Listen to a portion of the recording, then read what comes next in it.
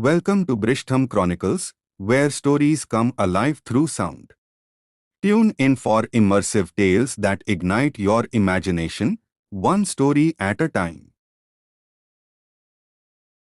Visitors to Castringham Hall in Suffolk will find it almost unchanged from the days when our story took place. They can still see the beautiful old house with its gardens and lake. However, the one thing missing is the ash tree, which used to stand, proud and tall, in front of the house, its branches almost touching the walls. This story begins in 1690 with a strange, lonely old woman, Mrs. Mothersole, who was found guilty of being a witch. Sir Matthew Fell, the owner of Castringham Hall at that time, described how she used to climb into the ash tree outside his bedroom every time there was a full moon. He said that she usually carried a strange knife to cut off parts of the tree and that she talked to herself. Once he followed her home, but she disappeared, and when he knocked on the door of her house, she came downstairs in her night clothes looking sleepy. He and the villagers agreed that it was certain she did these things by magic, and so she was hanged. Before she died, she fought and shouted, and her last strange words were, "There will be guests at the hall." After the hanging, Sir Matthew felt uncomfortable and guilty, and he told his friend the vicar about his worries. "You did the right thing, Sir Matthew," were the wise words of the vicar. "I'm sure she was a dangerous woman."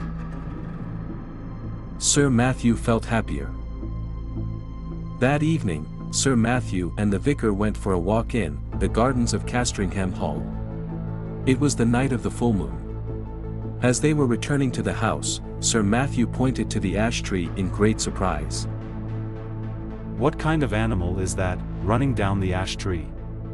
It looks very strange."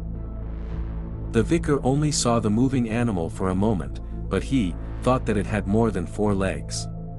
He shook his head. "I must be tired." He thought to himself. "After all, what animal has more than 4 legs?" He said nothing to Sir Matthew, but just wished him good night. The next morning, Sir Matthew's servants were surprised not to find him downstairs at his usual time of 6 o'clock. When 7 o'clock and then 8 o'clock passed, they began to suspect that something was terribly wrong, and they went up to his bedroom. The door was locked. After knocking several times and still getting no answer from inside, they broke down the door and entered, to find that their fears were right. Sir Matthew's body lay on the bed, dead and completely black. There were no wounds or other marks on him, and everything in the room looked as usual, except that the window was wide open. His servants at first suspected poison, but the doctor who was called found no such thing and could offer no real explanation for Sir Matthew's. When he heard the news, the vicar rushed to Castringham Hall, and, while he was waiting to hear the doctor's opinion, he looked at Sir Matthew's Bible, which was lying on a table by the dead man's bedside. He opened the book, and the first words he read were from the book of Luke, chapter 8. Cut it down were the words he read. The servants locked Sir Matthew's room that day, and it stayed locked up for the next 40 years. By that time, Sir Richard Fell, Sir Matthew's grandson, was living at Castringham Hall. He enjoyed spending money, especially on rebuilding parts of the hall. He also decided to make the local church bigger so that his family could have a fine new seat in the new part of the church. In order to complete this building work, some of the graves in the graveyard had to be moved. One of the graves was that of Mrs. Mothersole, the old witch who began this story. The villagers were excited about the opening of her grave, and a crowd came to watch. However, they and the workmen were amazed to find the grave completely empty, no body, no bones, no dust. At about this time, Sir Richard started to sleep very badly. The wind made his fire smoke and the curtains move, and, because his room faced east, the sun woke him up early in the morning. One morning he asked his servant to help him choose a better room, and he made a tour of the house, finding something wrong with each room. Each one was either too cold or too noisy, or it faced the wrong direction. Finally, he found himself outside his grandfather's old room. His servant tried to persuade him not to go in. It's a bad room, sir. They say terrible things happened in there, and no one has opened the door since the death of your grandfather. Also, the ash tree is right outside the window, and that's always unlucky, sir. But Sir Richard was not listening. He unlocked the door and walked straight in. See? Nothing unusual in here, James. He said, and he opened the window. As he did so, he noticed how tall and dark the ash tree was. Its branches seemed to be trying to reach into the room. But he said nothing.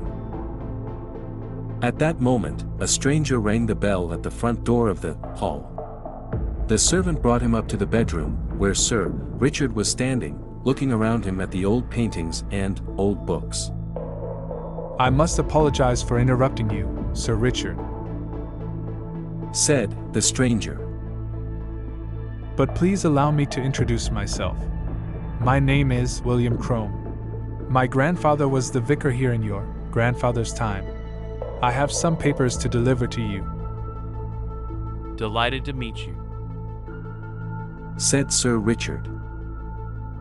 James, please bring us some wine in the library, and then move my clothes and things into this room for me. I will sleep here in future. While he was drinking a glass of wine with William Crome in the library, Sir Richard looked at the papers, many of which belonged to his grandfather. Among them he found the notes made by the old vicar about the day of Sir Matthew's mysterious death. Well, well, Said Sir Richard, laughing quietly. How very interesting. It seems that my grandfather's Bible gave a piece of advice on the day he died, and your grandfather thought it could be about that old ash tree outside the bedroom window. Cut it down, the good book told him. Those were the first words your grandfather saw when he opened the Bible on the day of my grandfather's death. Do you still have that old Bible? Asked William Crome. I'd very much like to see it. Sir Richard found the old Bible easily. Yes, here it is. A bit dusty, I'm afraid. Let's see what it has to tell me. I'll open it at any page and read the first words I see, just as your grandfather did. He opened the book and his eyes fell on the words. You shall look for me in the morning, and I shall not be here. Sir Richard was sure that the words were again about the ash tree. The Bible was crying to give him some advice. He ordered some of his servants to cut it down the next day. But Sir Richard did not live to see them cut the ash tree down. That night, at exactly midnight, a strange and terrible animal jumped from Sir Richard's bed, ran silently to the window, and disappeared into the shadowy branches of the enormous tree. No one was there to see it, but the next morning they found Sir Richard's body, like his grandfather's, dead and completely black. When William Crome heard the news of his new friend's death, the words from the Bible came back to him, "You shall look for me in the morning, and I shall not be here."